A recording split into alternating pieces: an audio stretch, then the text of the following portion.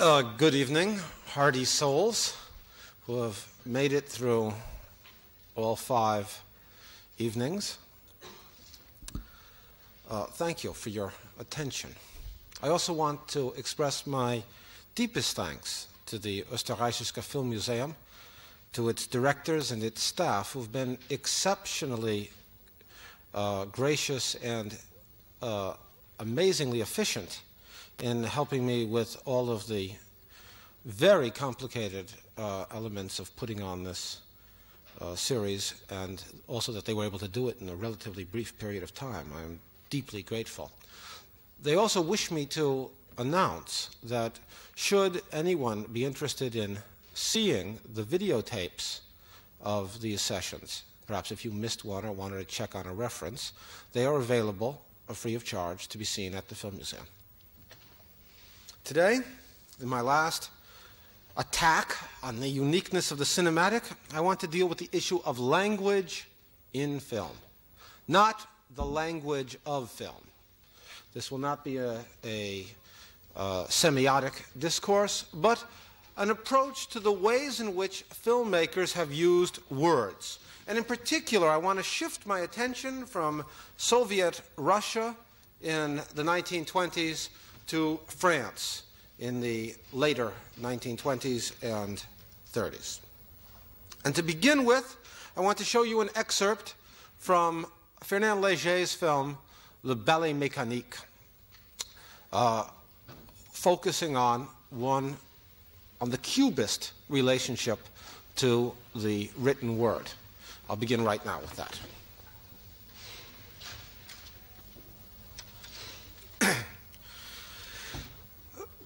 In Cubism, the written word holds a very special status. And if one thinks back to Cubist painting of the late analytical Cubist period, let us say around 1910, one discovers very often in the Cubist painting a bit of block lettering. The most famous of all must be Picasso's painting, which contains the expression "ma jolie."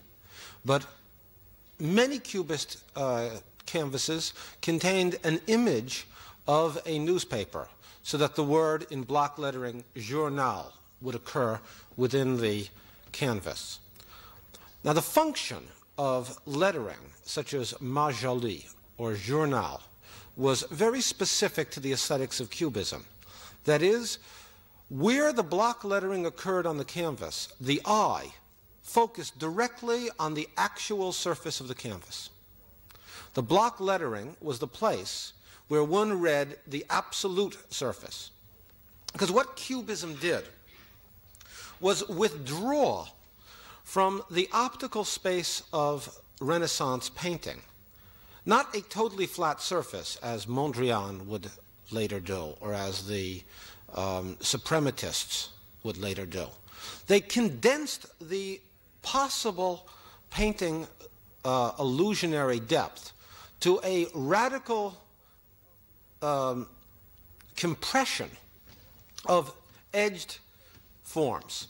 It's as if the space open to depiction in the Cubist canvas was not totally flat, but always on the edge of defining its flatness. And then the negative moment, the absolute literal moment, the point at which the eye could tell the difference between what was a literally flat surface and a slightly molded or slightly sculptured space, was that point at which the eye read letters, ma jolie. Of course, the act of reading, then, is a flat scanning of a surface. It affirms the literal support or the painting basis. In this respect, I am simply following the major trends of art historical analysis and offering no specific innovation. But what does it mean, then, to make a Cubist film? When Léger was asked by Dudley Murphy to collaborate with him on a film, he made a work in which the principles of Cubist space come to cinema. And it's a particularly ironical work because one of the things that cinema has open to it naturally and historically, is that large receding vista of Renaissance perspective.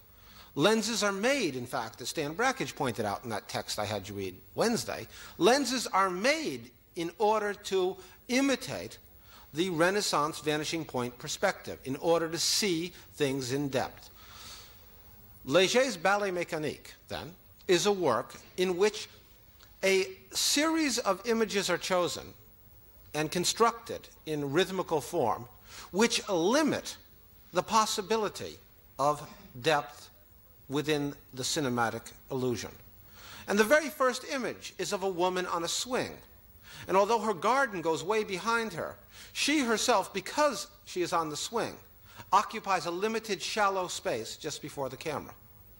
And all the way through this film, there are various objects which can only occupy a particularly shallow space. The most dramatic instance of that is the washerwoman climbing the stairs. Because there we see a long receding staircase. And of course, if Léger had wanted, he could have had her trot all the way up, Sisyphus style, and cut back to the bottom, all the way up back to the bottom. No, he didn't do that. Instead, he shows her occupying the same 3 or 4 steps again and again and again. It's as if the space open to her, the space in which the cubist space open to represent her, is a severely limited one.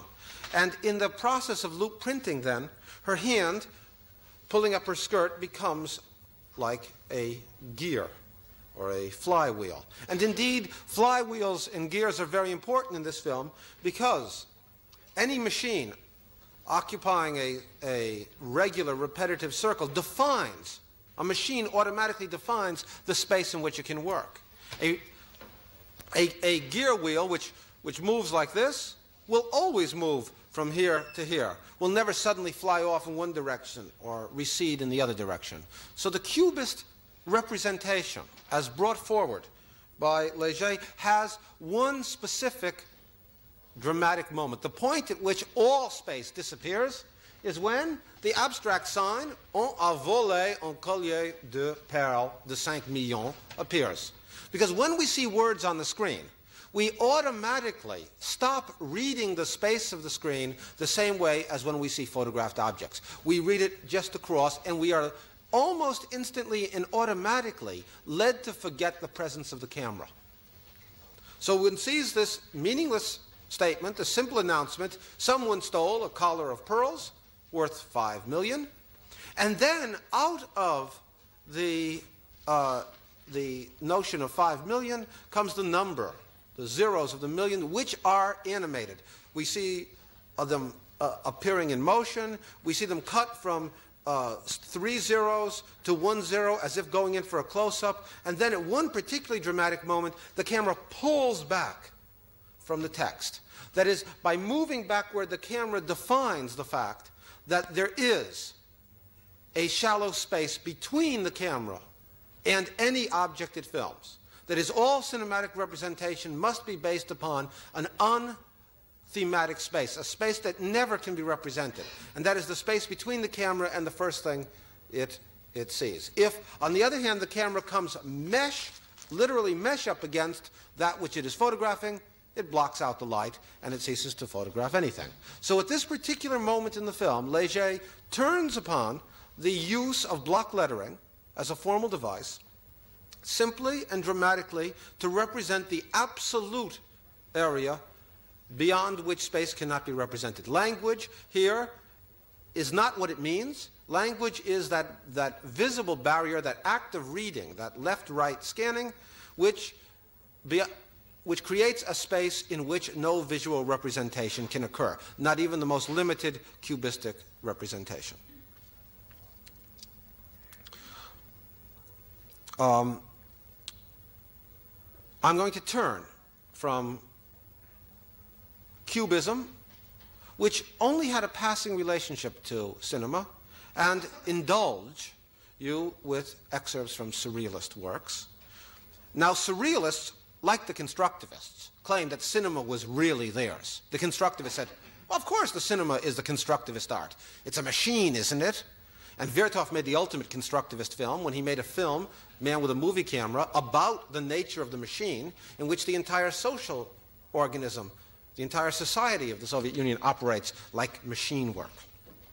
But the surrealists, who considered the dream and the process of thought freed from logic to be their domain, felt that the cinema was fundamentally theirs. Cinema was a surrealist art. In fact, it was a surrealist way of going to movies, which Breton describes in Nadja. He says, we like to go outside of the center of Paris because the quality of the prints aren't as good. And we'd like to go to a place where the film has been shown again and again and again, so it's broken down, and maybe there are burnt marks in it, and there are gaps in the film.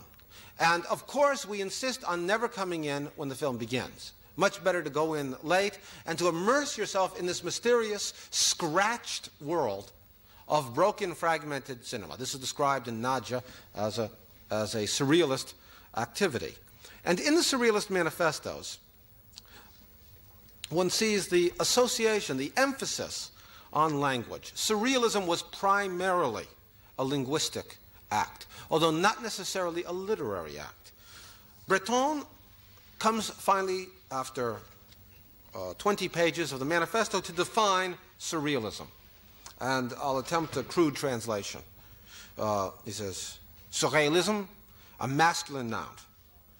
It says, the pure psychic automatism through which one proposes to examine, either orally or in writing or in any other manner. Now notice the prejudice towards language. Either orally or in writing, the two fundamental categories, or any other matter, that is cinema, paintings, all piled up as other, any other manner, the real functioning of thought. Dictated by thought, dictée de la pensée. That is, built into this definition, dictée, is the prejudice that thought is language, that thought is a form of speech.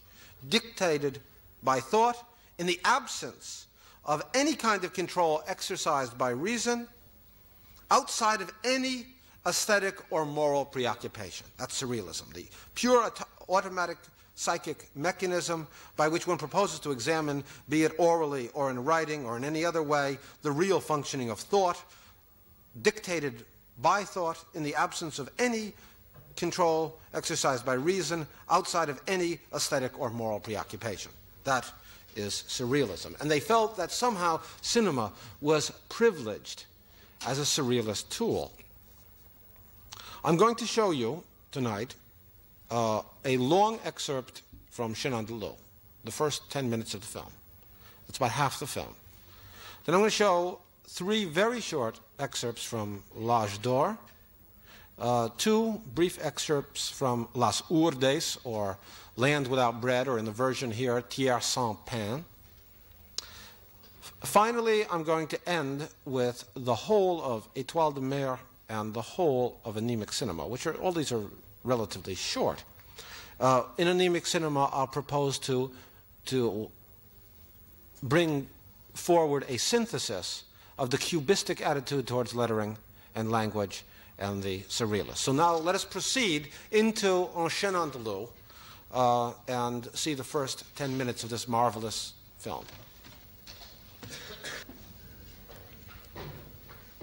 In the elaborate negative wit of surrealism, the sexual is always the primary. And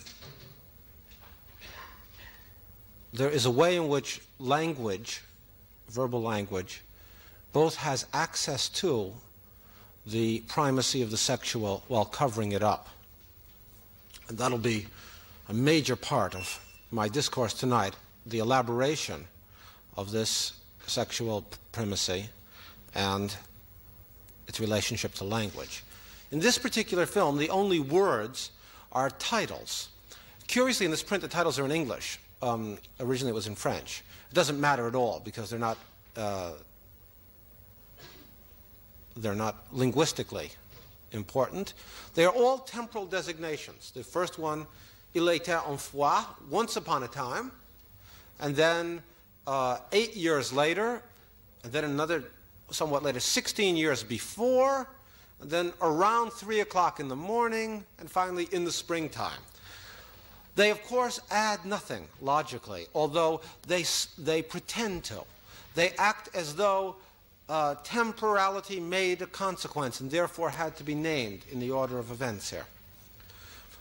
But if we turn from written language to rhetorical language, to the primary rhetorical figures, and here I'm depending upon Roman Jakobson's brilliant analysis of all rhetorical tropes into two poles, that of metaphor and that of metonymy. And in other words, what Jakobson has done in that theoretical essay called Two Types of Aphasia, relating rhetorical tropes to language problems, a very important and very brilliant essay, which I am sure must exist in German, has reduced figures such as synecdoche, which is the part for the whole relationship, and metonymy to one form, to metonymy. But let us consider the use of metaphor and metonymy, and specifically the form of metaphor and synecdoche in this film. In the opening sequence, we have one of the most dramatic metaphors for the nature of metaphor. And let me emphasize that today, as in every other of the 5 lectures, I am not attempting to give a comprehensive analysis of the film as a whole. If that comes about, all well and good. If it doesn't, that's okay too. I'm asking one question, primarily. In what way does the filmmaker, at this particular moment, conceive of cinema as unique? What is the uniqueness of the cinematic as demonstrated by each particular film I have chosen? So here, considering the rhetorical forms in their relationship to cinema, Buñuel shows us the razor and the eye. And just as he is about to slice the woman's eye, we have an evasion by metaphor. That is, we expect that we won't see such a horrible thing. Therefore, instead, he substitutes a metaphor. And we see a thin cloud, like the razor, pass over the moon. That's painful enough, that substitution. In conventional cinema, with the avoidance of violence, 1929, this would have been all. Buñuel not only does that. Having shown the evasion by metaphor, he then goes back and shows the eye ripped apart and the vitreous fluid coming out. But that's not all. How did he do this? The question arises. The image is so horrible that he counts to some extent on our not really scanning it fully. For this is no woman's eye that is being cut. As you can see, it is the eye of a large animal. So that metaphor performs an interesting function. In this particular episode, metaphor sets up synecdoche. That is, the normal sequence is full shot of the woman's head to close-up of her eye. Full shot to close-up is a change from the representation of the whole to representation of the part for the whole. But in that substitution of full shot to close-up, he has made another substitution of an animal's eye for the woman's eye. While operating within the logic of rhetorical substitution, he has added a new kind of substitution that cinema has at its disposal, physical substitution. This is not simply a trick, because later on, Buñuel shows us exactly how he did it. Because in the very last shot that I showed you, we see 2 donkeys lying on pianos, and one of them is given in close-up with its eye ripped out and the fluid rushing out. Obviously, what he substituted was the donkey's eye, and that returns. The return of the prop is so essential to this film in the rhetoric of substitutions. Now, why a donkey's eye? I'm pretty sure I've intuited the reason. One has to go back to Spanish history of the 20th century. Spanish poetry, Spanish lyric poetry in the 20th century is one of the great monuments in the history of poetry of the last 200 years. The Spanish generation of 1898, as they're called, and the subsequent poets that came out of Spain are one of the most monumental achievements in modern language. And one of the greatest of the Spanish poets, was Juan Ramón Jiménez. And Juan Ramón Jiménez wrote splendid lyrical poetry, and I'm sure was quite admired by Buñuel. He also wrote a very banal book which won him a Nobel Prize called Platero y Yo, Platero and I, and it's a story about a donkey, a humanized story about a donkey. When he wrote this book, Salvador Dali and Buñuel collaborated on a nasty letter, basically telling him to drop dead. And here we have, for that particular Spanish intellectual audience that had been fed up to its neck in the humanized donkey, Buñuel and Dali's comment on the donkey, on the humanization of the donkey. There's an even more touching poetic allusion to poor Platero in the film Las Hurdes, which I will show you in a few minutes. This is not the only time that metaphor of a metaphor occurs in this film. There's a point at which we see the man in the film looking at his hand, and we then see what he sees. We see the ants crawling out of his hand. As he looks, the woman comes to look too. And what we have then is a series of metaphoric substitutions. From the tactile image of the network of ants, we suddenly have the network of hair under her arm. This will later recur in a part of the film where he wipes away his mouth and steals, as a mons veneris, the hair from under her armpit magically. But here it becomes like the hair under her arm, and then suddenly like a sea urchin. And then in a third dissolve, we see a woman, an androgyne, a man-woman standing in the street, surrounded by a crowd of people like the ants pouring around the central hole. So that there is a chain of metaphoric association established, but at the end of that chain, the chain is from the illusionary prop, that is, this wax hand substituted in such a cinematic way as if it were the hand itself, the cut from the whole body, the man looking, to the detail, synecdoche, part for the whole. Suddenly, he takes the prop right out and throws it in the street. So you see it's a prop, yet as a prop in the street, it has its own horror. And generates a scene in which we have the metaphoric fusion of both the man and the woman. That is the androgyne. Man as woman, the metaphor of woman and man, the metaphor of man in woman. And they both of them looking upon this scene of horror and her ultimate destruction, are sexually aroused in the sadomasochistic syndrome. This is as far as I want to bring on Chenin de Loup at this point, as I begin to develop a more general sense of Buñuel's use of rhetorical figures, his use of the principle of what Freud called condensation and displacement. Freud's name for metaphor was condensation. Freud's name for metonymy was displacement. According to Freud, these are the two fundamental activities of the dream mechanism. And of course, Freud was, if any single author was, the guiding spirit of surrealism, much as he didn't want to be.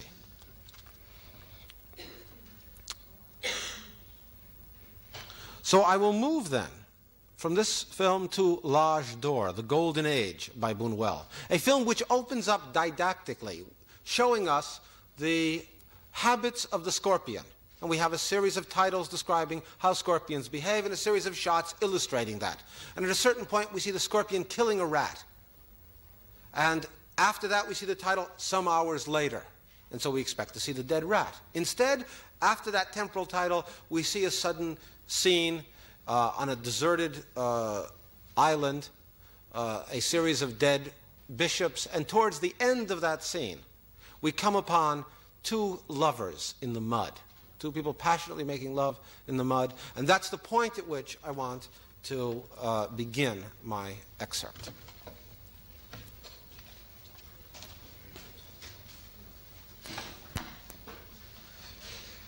So I continue my examination then of Buñuel's definition, implicit definition of the uniqueness of the cinematic as its ability to substitute metaphor and metonymy continually without the control of reason.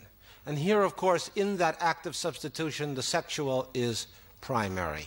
We have, the entire film is structured around the principle of coitus interruptus. At all points, this couple are continually being disturbed in their desire to consummate their passion. And this social act of disturbance, as they make love in the mud, leads to one of the most spectacular cinematic displacements in one of the most spectacular displacements in the entire history of the cinema. As he looks up at her, he imagines her or sees her sitting on the toilet. So in this act, this initial act, the mud in which they were making love gets displaced into defecation, to the act of defecation. But Buñuel doesn't stop there at that wonderful point. He then shows the empty bathroom with the toilet paper burning, which I take to be a displaced allusion to anal intercourse and to the attendant irritant or burning sensation said to be associated with anal intercourse. And then from that burning image comes an image of volcanic lava in sync with the flushing of the toilet, so that one cannot possibly miss the association of lava and shit. This immense lava flow, the earth itself, the earth which has created this island, is now defecating up. But it doesn't stop there. As the music comes on, this defecation becomes seminal ejaculation as lava spurts up one way and the other. So that the series of displacements are from intercourse in the tactility of the mud to defecation to anal intercourse to defecation to ejaculation. But what is the result of this metaphoric substitution and metonymic displacement? A residue of energy that has nowhere to go but kick the dog at that crucial and particular moment. But having established the centrality of fecal matter in this particular episode, let us go on to see what can be built upon fecal matter. Are we ready with? Because these characters have come together to dedicate something, to found something in memory of a series of cardinals who starved to death, it seemed, on this island. One reads in the New Testament the most sublime of puns, tu es Petrus, et in hanc Petram aedificabo ecclesiam meam. You are Peter, and upon this rock, or Peter, I will build my church. And Buñuel shows the stuff that held it together. And then he says, in the year of our grace 1930, upon this spot was built, and then with the logic possible in cinematic substitution through the mediation of the word, of the plaque, Imperial Rome, in which he describes, and I hope I don't have to fish for the script too long, since I don't know how exactly to describe it, but among the details, as if he were giving an innocent didactic description of Rome, as if he had just, in fact, these shots of Rome look like found objects. They are just standard shots, and one has the tendency to treat the titles with that same kind of objectivity. And within that title hides this other wonderful pun, that is, Rome is described as l'antique maîtresse, the ancient mistress of the pagan world, has become for centuries the secular seat of the church. Quelques aspects des Vatican, and Vatican is described as le pilier plus ferme de l'Église, the stiffest pillar of the church. So we see that out of this repressive act has been built a much greater erotic consummation, the transformation of this rock, this Peter, into the stiffest pinnacle of the Roman Church.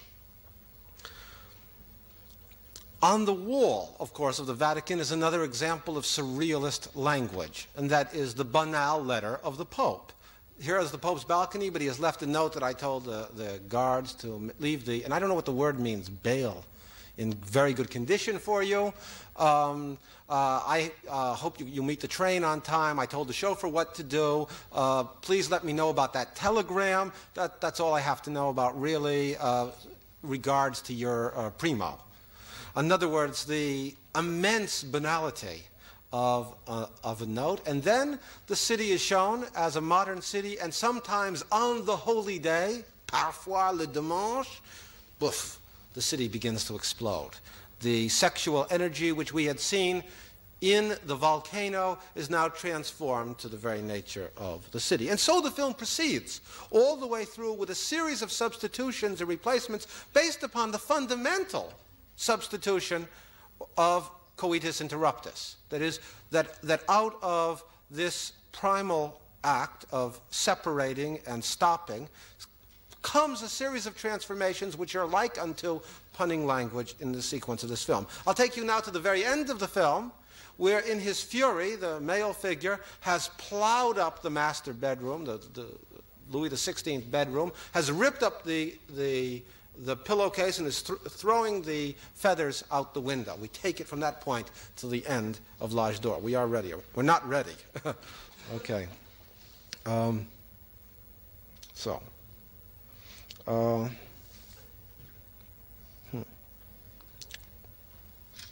Are you sure? Because it's a separate reel.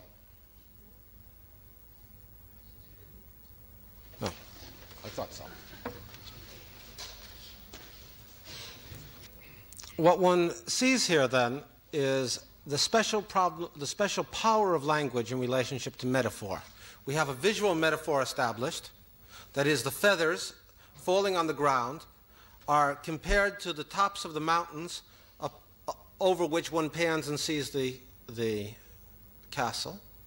And the language, the written language, insists emphatically on the importance of temporal coincidence. At this moment, at this precise instant, going on very far away was, at this precise instant, we say, and so that act of syncretism is linguistic. And then comes a long title, which alludes indirectly, through the numbering of 120 days, to one of the masterpieces of the sublime Marquis, the 120 Days of Sodom. And the description of sexual activities is tied to, again, the story of four depraved women who, to arouse their lust, defecated continually during these orgies in response to their stories. And finally, we see them, it says, and right now, out's going to come the Duke of Bagny, exhausted from this orgy. And what we see is a traditional cinematic representation of Jesus Christ. The particular power that Buñuel demonstrates there is the power of language to transform the gesture of Christ, because Christ comes out with the gestures of passion, the gestures of love, with that faraway look in his eye that bespeaks in Hollywood Christ films of his infinite mercy and taking on the burdens of the world. But of course, coming in this particular context, because of the language, having set it up, these very same gestures must be read as sheer exhaustion, the rolled back eyes of innumerable orgasmic depletion, and what we have is a linguistic transformation of the entire act, reinforced by the classic images of 18th century depraved French aristocrats following him out. And then, given this context, out comes a girl dying, needing help, and mercifully he goes and takes her unto his bosom, and by sound we hear some incredible thing going on, and he re-emerges, this time having lost his beard. The loss of pubic hair is a crucial form of displacement in Buñuel. At the end of Chenin de Loup, there's that sequence where the man wipes his mouth away and pubic hair forms on his mouth as on a vagina. The woman looks under her armpit and gets furious that it has disappeared from there, and off she storms. And of course, in the very final image of the film, there is the cross itself, the central icon of our historical culture, transformed into a totem pole upon which are hung a series of, are they wigs, or are they beards, or are they any other form of hair growth? Who knows in this particular context? But aside from the comedy within the representation, there is at the same moment a cinematic allusion to the nature of the cinematic representation. That is, what he has lost is part of his costume. And by taking the costume off the figure of Christ, he looks very different. He looks instantly like a debauchee of the French 18th century. And this is correlated to the costume sequence in Chenin de Loup, where the woman, seeing the man fall outside, rushes out and takes the metonymy, takes the clothes for the man and puts the clothes on the bed. An allusion to the metonymic substitution process, but also an allusion to the importance of the costume in characterizing that very film. So Buñuel made these two classic surrealist films. And then he made a film that has had a hilarious history called Las Urdes. It is perhaps the most surrealist of all of his films, but it has been adopted by the leftists as if it were a real documentary. It's an incredible act. This was a film made of the Jordano regions of Spain, a depressed and poor area. And Buñuel went there with a crew, and in the collaboration of a surrealist poet named Pierre Unique, put together this pseudo-documentary. And part of the masterpiece of the film is the Unique's commentary, which is devastating because it imitates the style of documentary commentaries while it is filled with surrealistic displacements. Now, for the original performance of this film in 1933, Buñuel invited the intellectual elite of Madrid. So one can imagine an audience that contained people like or Alberti, or 33, Lorca would still be alive.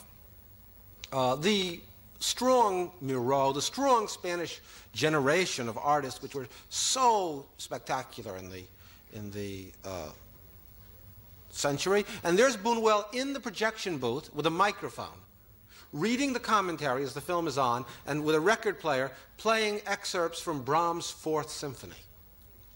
So I'm going to show a sequence from the middle of the film Las Urdes, or Tierra sin Pan, and Buñuel made 3 versions of the film. Subsequently, he made an English language version, a French language version, and a Spanish language version with synchronized soundtrack, and that you're going to hear the French language version. Now, since I'm only going to show the excerpt once, I want you, when the goats come on, I want you to pay very close attention. The goat is going to be up there, but I want your eyes also down here in this corner of the screen.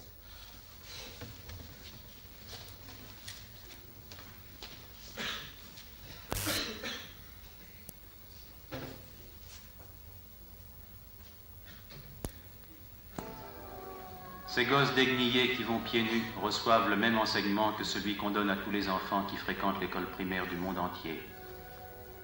Les vêtements sont apportés par les Urdanos qui émigrent pendant quelques mois de l'année sur les terres de Castille et d'Andalousie, où ils s'adonnent surtout à la mendicité. À leur retour au pays, ils partagent les lots de vêtements en échange de pommes de terre. En général, le costume du Urdano est tellement rapiécé que c'est à peine s'il reste un morceau de l'étoffe primitive. À ces enfants affamés, on apprend comme partout ailleurs que la somme des angles d'un triangle est égale à 2 droits. Dans quelques villages des Urdes, et particulièrement ici, à Sitney, la plupart des enfants sont des pilus. Les pilus, Ce sont des enfants abandonnés que les femmes des Urdes vont chercher à l'assistance publique de Ciudad Rodrigo, située à 2 jours de marche à travers la montagne. Elles se chargent de les élever en échange d'une pension de 15 pesetas par mois.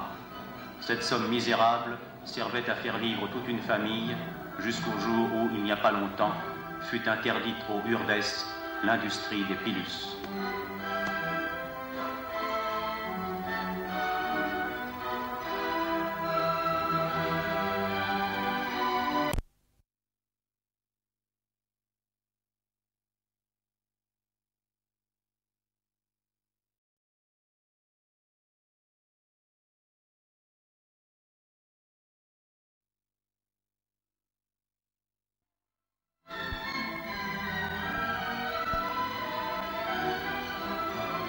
La morale que l'on enseigne à ces petits est la même que celle qui régit notre monde civilisé.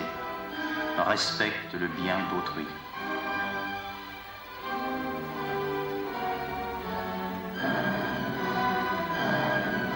Dans cette vallée relativement riche, on rencontre quelques noyers, des cerisiers et des oliviers. Ceci est le village de Martinandran. Ces croûtes que l'on voit entre les arbres qui évoquent la carapace d'un animal fabuleux ne sont autre chose que les toits du village. À l'entrée du village, un chœur de tout nous accueille. La majeure partie des habitants est malade. Les tableaux qui se présentent à notre vue sont d'une misère désolante.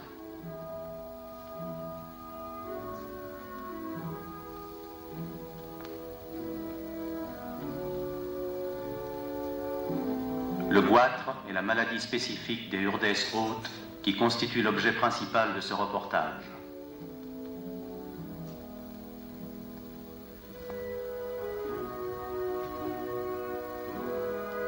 Voyez cette femme avec son goitre, elle n'a pas plus de 32 ans.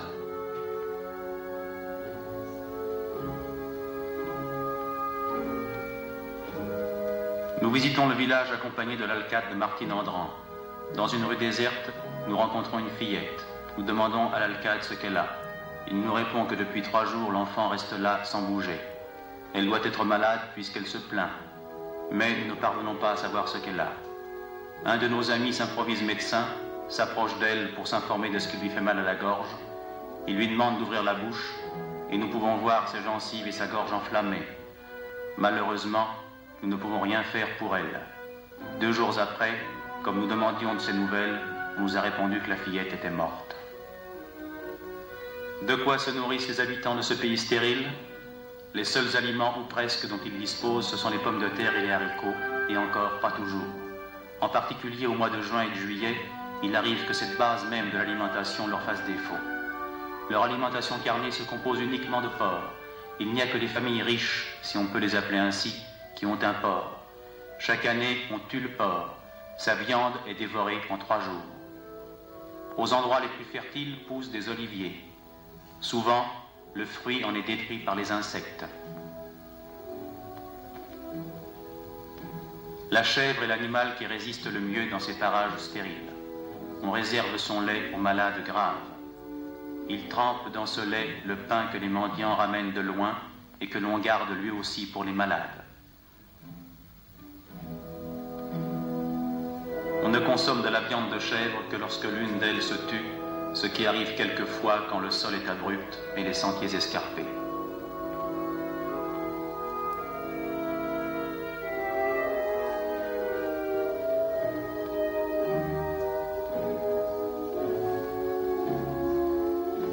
La principale industrie alimentaire des Urdes est l'apiculture. Mais les ruches, pour la plus grande partie, n'appartiennent pas aux Urdanos. De plus, le miel que les abeilles extraient de la fleur de bruyère est très amer. Les propriétaires des ruches sont des gens de la Alberca. Ils ne laissent les ruches aux Urdes que pendant l'hiver, qui est plus doux là que dans la province voisine de Salamanque. Au printemps, on transporte les ruches en Castille. À cette époque, il est courant de rencontrer une ou plusieurs bêtes chargées de ruches et qui se dirigent vers la Castille. Un jour, nous rencontrons cet âne avec son chargement de ruches que 2 Urdanos conduisent vers Salamanque. Un peu plus tard, tandis que nous mangeons tranquillement, nous entendons appeler au secours. Les Urdanos avaient attaché l'âne, duquel une ruche était tombée, et l'animal avait été ensuite attaqué par les abeilles. Les mouvements désordonnés qu'il faisait pour se défendre provoquèrent la chute des autres ruches, et des essaims d'abeilles se précipitèrent sur lui. 1 heure après, l'animal était mort. 1 mois avant notre arrivée, 3 hommes et 11 mulets avaient été tués de la même façon.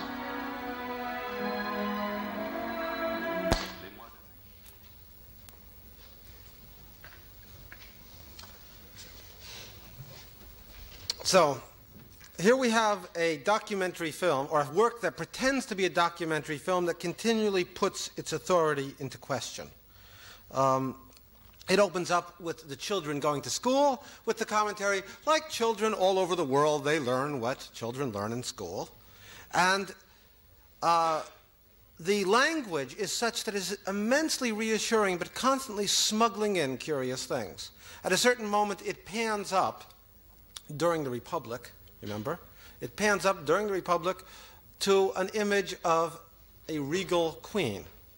And un imagen desconocida y chocante que descubrimos en la escuela. ¿Qué puede hacer aquí? Este cuadro es absurdo. What could this absurd picture be doing here? This question, which he asks of the schoolroom, is ultimately the question one can only ask of the film. What is this absurd crew doing here? And what is that absurd picture, this absurd picture, this giant quadro of a film doing here? And then he pretends, the pretension to accidentality is, of course, one of the old tricks that they take as a parody here of Flaherty. Flaherty makes believe he happens upon Nanook doing this or that, or Moana doing this and this, when of course it's all staged. And so here we see the child writing on the board, and it says, Abrimos al azar. We discovered by chance. We came upon it by chance, and we see the child writing on the board, respect the property of others. Clearly a set-up scene for ironizing the essential situation. But that's not the worst. We begin to doubt then, we should, in this course, begin to doubt the truth of what the voice is saying. Part of that doubt is reinforced by the use of Brahms's music throughout, underlying things. The ironic non-coincidence of what we are seeing with the mellifluous music of Brahms should also suggest the possible non-coincidence of what we are hearing in language with the image that we are seeing. And one sees set up, carefully composed, a girl lying on the road. And we are told, oh, she's been there we happened upon her, and she's been, the inhabitants told us, we see none of the inhabitants, that she's been there for 3 days. And it says, uno de nuestros amigos improvisándose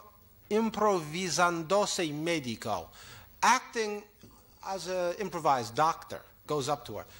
He doesn't go as a doctor, he goes as a camera assistant. He doesn't look in her mouth, he opens up her mouth so the camera can shove itself down there. This is quite obvious.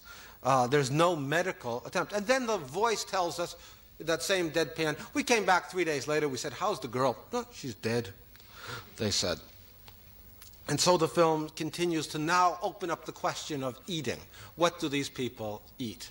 Once a year they eat some pork. Or, in certain circumstances, they eat goat. And it says, non se consume carne di cabra nada más que cuando una de ellas cae y se mata. They never eat goat except when one of them falls and dies. But we see a goat falling and dying. Falling because of a gunshot that's obviously there, right there in the corner of the screen. We see the smoke. The lie is made. This is an ad hoc representation. The goat dies because the cameraman killed the goat. Not only that.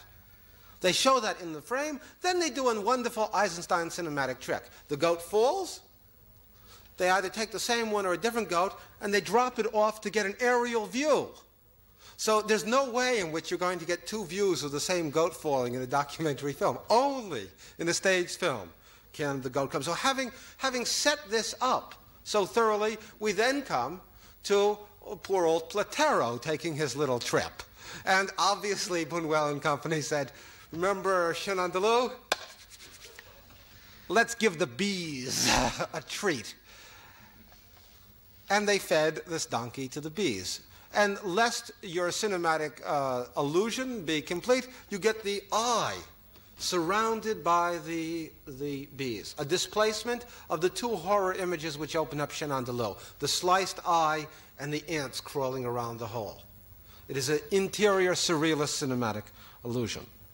But having attacked the status of school and the stupidity of that form of didacticism, let us see the mode in which this film proposes to name itself. Is the excerpt ready?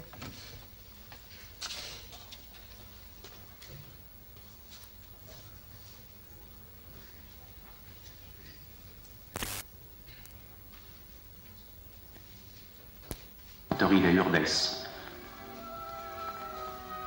La larve doit monter à la surface de l'eau pour respirer. Si elle se tient parallèlement à la surface, c'est une larve d'anophèle. Si elle se tient perpendiculairement à la surface, c'est une larve de culex, moustique inoffensif.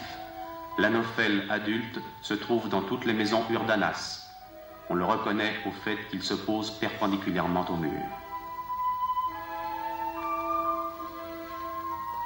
Voici le résultat de la piqûre de l'anophèle. Un homme attaqué par la fièvre, assis près de sa maison.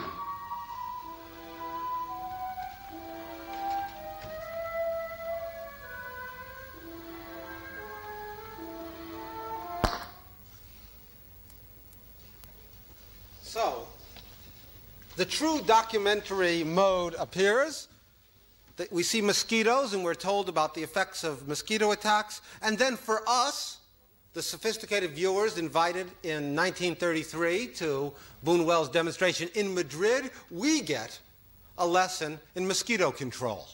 In other words, the very absurdity of the school system with this quadro above it and respect the goods of others, and these children learning the same things that people learn in schools throughout the world, this documentary mode is put into question. This film shows the way in which documentaries propose to draw from the depravity of the earth to educate, as it were, those people who are invited to see the documentaries. It is one of the most devastating breakdowns of the mode of representation within any film. If we were to continue with other excerpts, there would be an incredible sequence where a group of idiots play hide-and-seek with each other, but in order to represent their playing hide-and-seek with each other, they have to play hide-and-seek with the camera, of course. And these same figures then carry the nude very interesting displacement. I think I better quit before the dead body of a baby. And as they're carrying it, at a certain point they cross a river. And for no good reason, just for the playfulness of it, they pass it one to the other across the water. All of these things being acted gestures. The film ends with a parody right out of Nanak of the North. We see a family sleeping in their hovel like Nanak in his igloo as the woman, town crier, walks the town crying,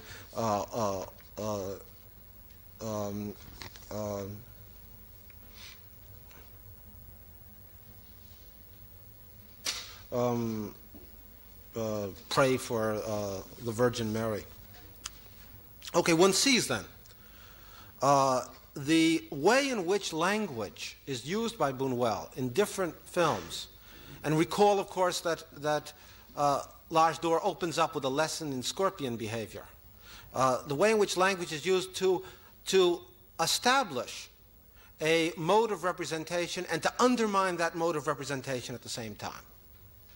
I'm going to turn now from Buñuel to two films that I want to show in total and analyze in total in some detail. They're very short. First, I will show Étoile de Mer, or the starfish. And by the way, as I look at the translation, there is one thing in the translation that I would call your attention to as being potentially inaccurate. Where it says après tout, and below that, si les fleurs étaient en verre, the translation is wenn die Blumen aus Glas waren. And then below it says belle, belle comme une fleur de verre, schön, schön wie eine Blume aus Glas. Well, the preposition is different in the French, en verre and de verre, and I think one would have to make some equivalent alteration to understand what is going on in the German. That is, there would be wenn die Blumen in Glas waren and schön, schön wie die Blumen aus Glas, I believe. Something of that sort. What? Yeah. Okay. Here the French language, the specificity of the French language is very important. But let's see, Étoile de Mer.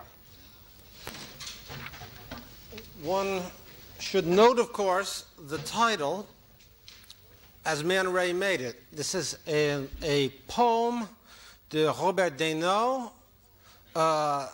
such as Man Ray sees it, tel que vu par Man Ray, such as seen by Man Ray, not as interpreted or filmed, but as seen. And one of what seems to be Man Ray's approach to the uniqueness of the cinematic experience is a highly ironic one. Cinema, Man Ray tells us in this film, is always looking at things through glass. That is, we look by and large with a camera through a lens, through a series of pieces of glass. And this is thematically emphasized in the film by the alternation between stippled glass, that is a lens which declares itself to be a lens, and crystal clear images which are coming through a different kind of glass. Not only that, but there is a world inside glass. That is, the starfish is seen held inside, contained within glass, looking through a wall of glass. And finally, at the very end of the film, it is not only glass but language that stands between us and the world, as we see the woman's image and we see the word belle in front of her.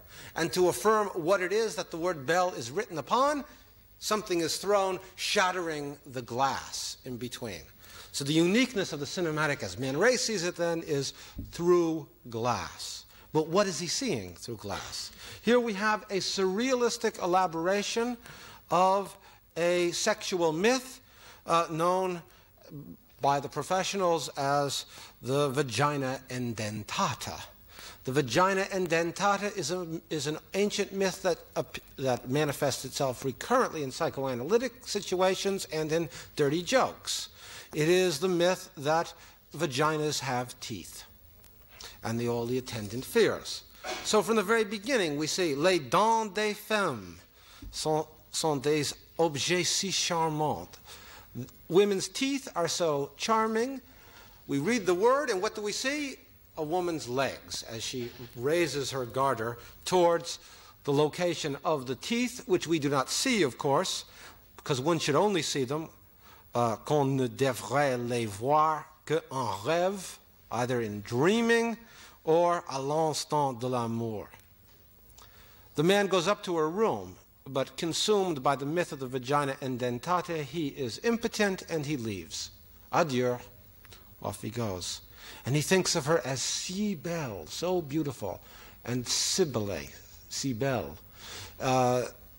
We first know of Cybele from who was a ancient Asiatic goddess and cult figure through a dazzling poem of Catullus.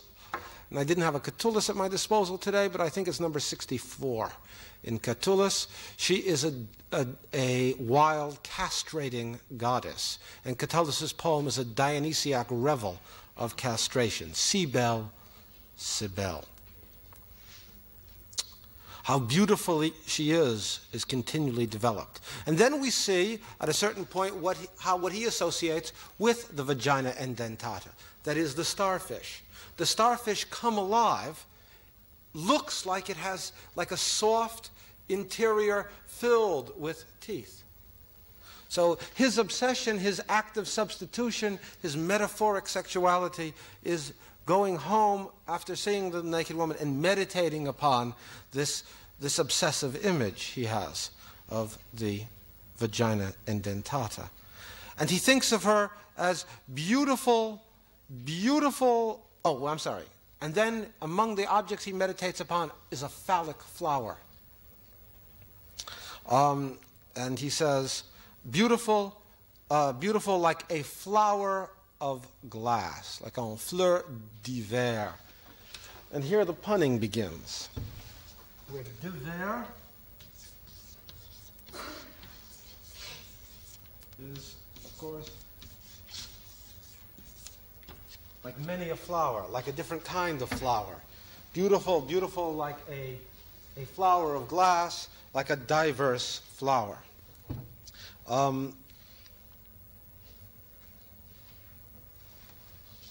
And he asks if flowers were en verre.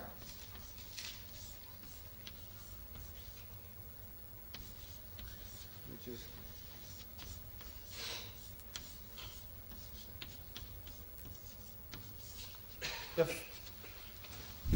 if the flowers were turned upside down, en verse.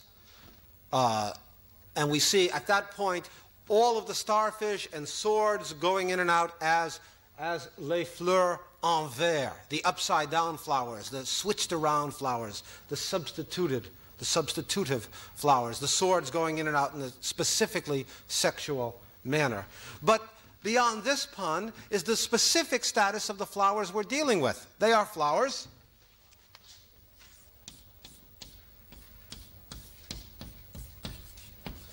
In poetry, flowers in verse. So we have the specificity of the cinematic, seeing through glass, seeing through a lens, the specificity of poetic language, en verse, upside down, language reversing things being in verse. And at this point, the image of the flower, as a flower of glass, collapses upon the image of the verse. There, the word glass, or there, the word verse, is the place at which language and cinematic image come together, in ver.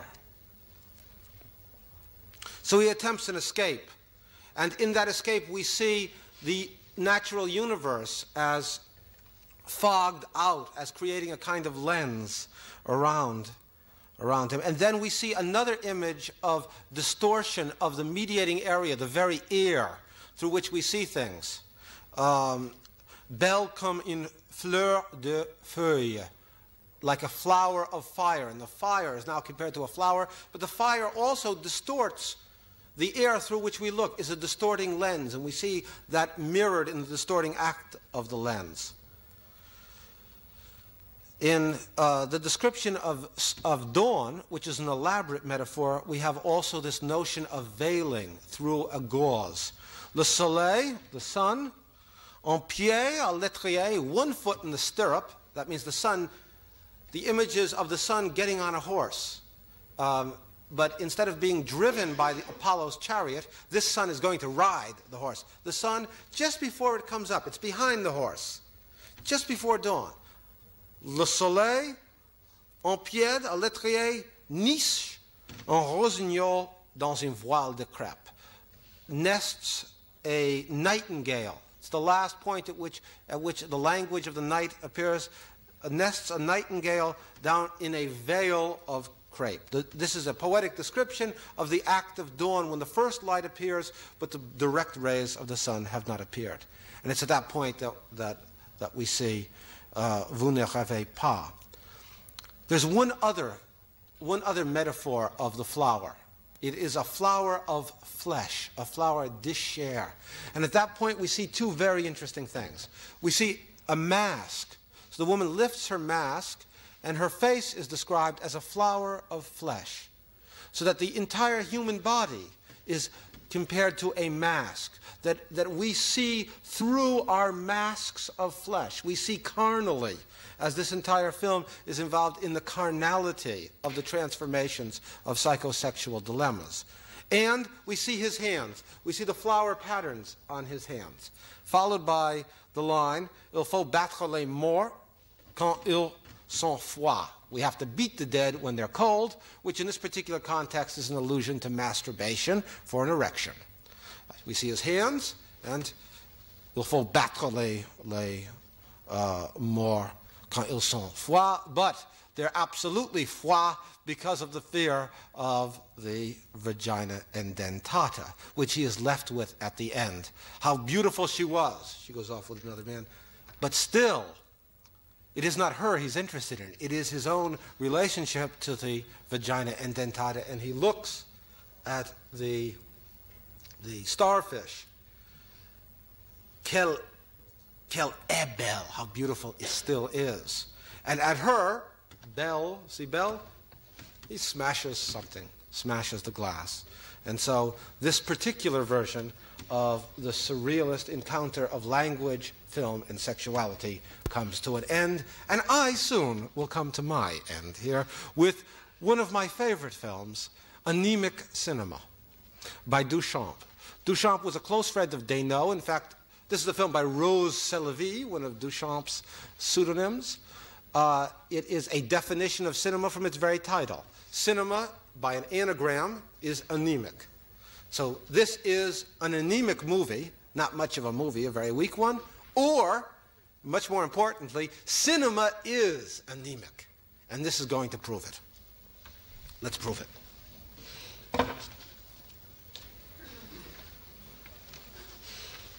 In formal terms, we are very close to the cubistic principles I elucidated at the beginning of this talk, because one has two habits of viewing.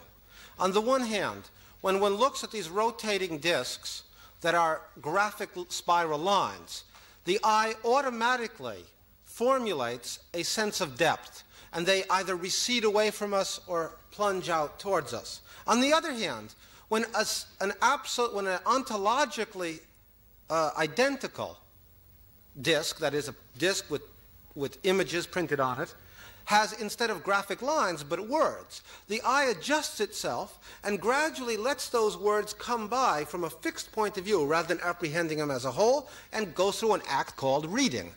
Reading makes it look absolutely flat. So Duchamp demonstrates again and again this formal principle by which the eye apprehends two images of total ontological consistency differently. But that's not all. The mind then begins to have a field day. And one could have a long field day with these wonderful Duchamp puns. And there are two times in the film where it specifically names its own principle. Homos exquis, with exquisite words at one point, or the other point where he talks about la bite en spirale, the spiral and the exquisite words. Here enters the sexual imagination again in all of its force. It opens up with the bain de grotte, which could be translated as baths of fat tea, but more likely as bain de grotte or grossité, baths of grossness, or bain de gros, a bath of shit.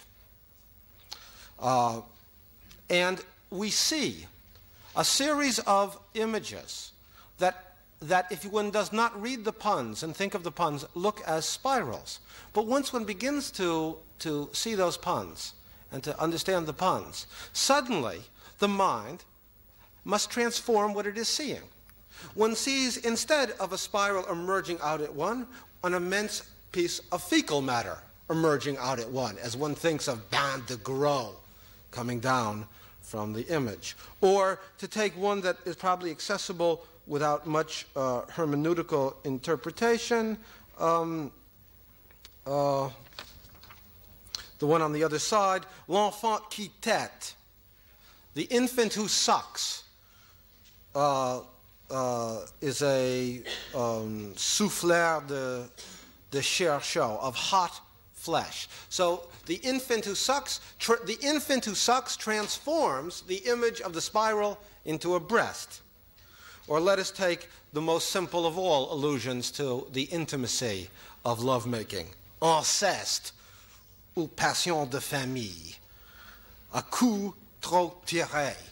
Again, the sexual act is the pun transforms the moving in and out of the spiral into a sexual act. It isn't the only one, by the way. We have the elaborate pun, avez-vous déjà mis la moelle de l'épée? Have you already shoved the point of the sword dans le poêle de l'amé, in the oven of the loved one? Couldn't get too more explicit than that. And but somewhat more subtle is the association of a pair. The English expression pair of scissors is not French. Une paire de ciseaux comes to have a ominous meaning, either scissors suggesting some form of castration, or scissors as legs, which one can derive from other Duchampian iconology. But let us turn to the two which define the situation of the film itself.